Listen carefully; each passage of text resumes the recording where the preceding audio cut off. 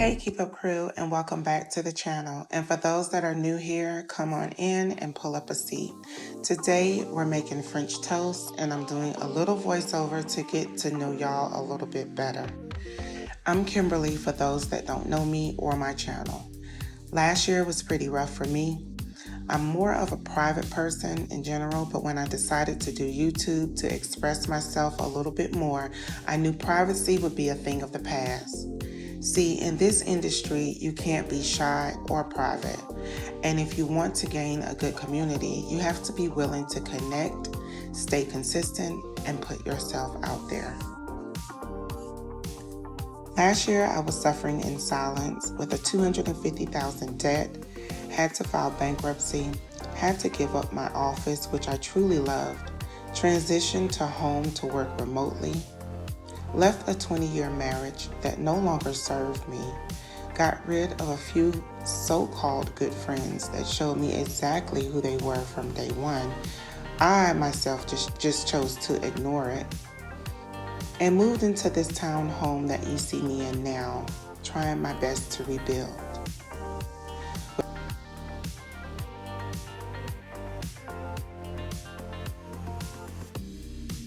With all of that said, I'm here back on YouTube and trying to become monetized to earn additional income to fit with my main business, which is my seasonal business, and trying to get my life back and better than ever.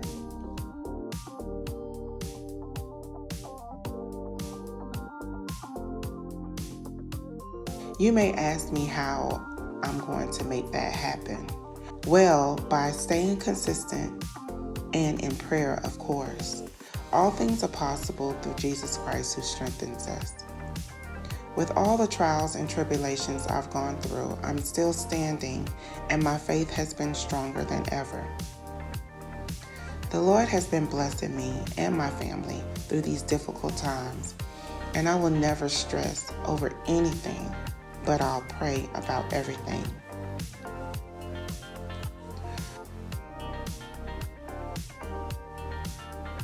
Y'all, let me tell you how good the Lord has been.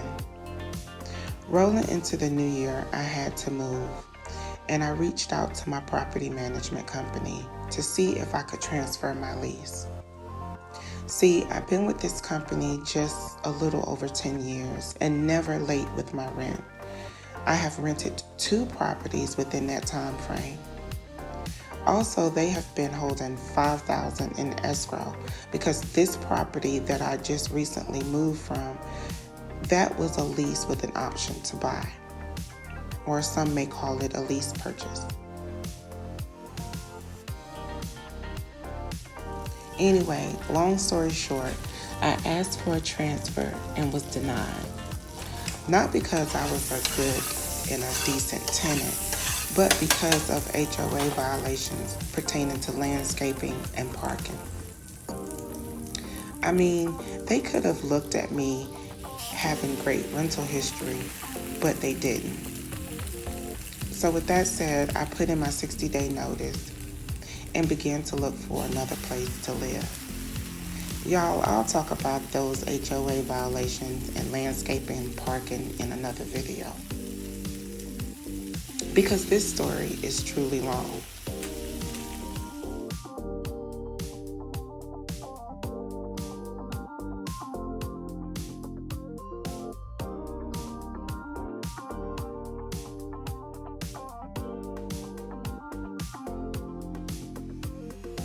Anyway, after I started to look for another place to live, this company was adamant about me paying $6,000. Yeah, you heard it right, $6,000 on March 1st, including my $3,000 rent. Even though they already had $5,000 of my money sitting in escrow, they would not accept the $3,000 rent.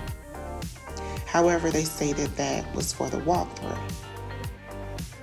I was so upset and didn't know what to do.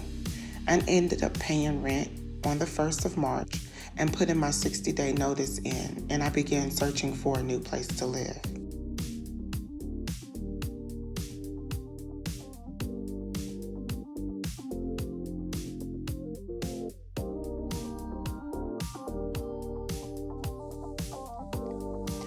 Y'all, on March 6th, my property sent me an email saying I was late with the $6,000 and that my notice will be null and void. The 60-day notice that I gave them will be null and void. And they would file an eviction on me on March 12th. I had until the 5th to pay the $6,000. But keep in mind, this was literally on the 6th when I received the email.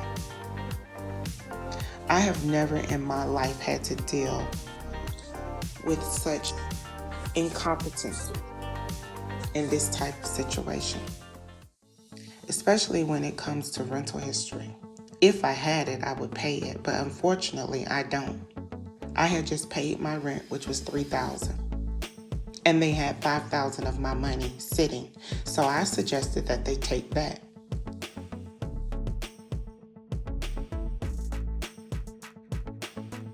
These jokers actually wanted to clear $6,000 and keep my $5,000.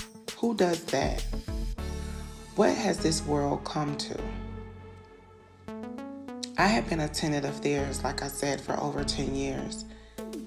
And the amount of money I paid to this company over these past years, this property that I was in before had been paid for 2 times over.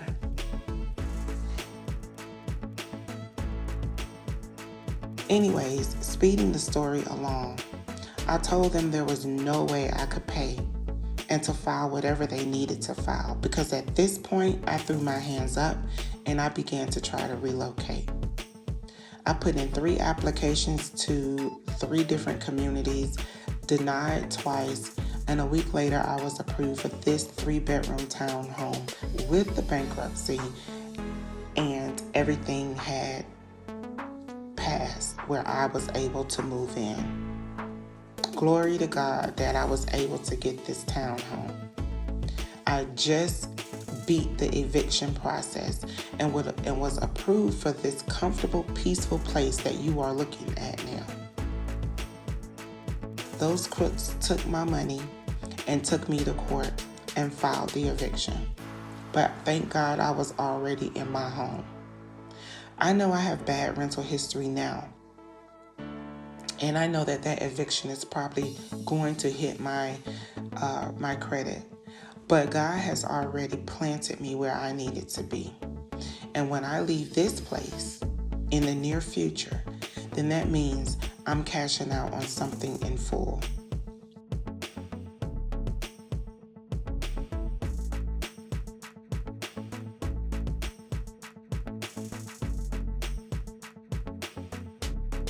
Y'all, the devil be busy.